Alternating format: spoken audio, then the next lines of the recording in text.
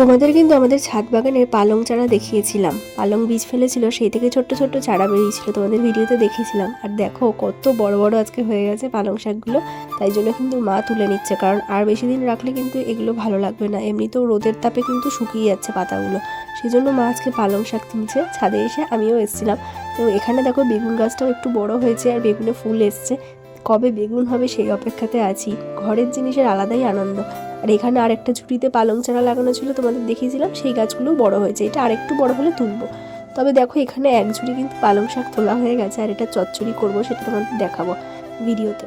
অন্যদিকে চলো আমাদের আম গাছগুলো তোমাদের ঘুরে দেখাই। আমাদের কিন্তু টোটাল 3খানা আম গাছ, আগে আরও একটা ছিল, টোটাল 4টে ছিল। তো সেই একখানা কিন্তু আমফান ঝড়ে আমাদের নষ্ট হয়ে গেছিলো গাছ। তো তারপর থেকে এখন 3টে আম গাছই রয়েছে। আর দেখো কত মুকুল এসছে, আরও মুকুল এসেছিলো, কিন্তু বেশিরভাগটাই ঝরে যাচ্ছে যেহেতু স্প্রে করানো হয়নি। তো এইখানে দেখো এই গাছটাতেও অনেক মুকুল এসছে।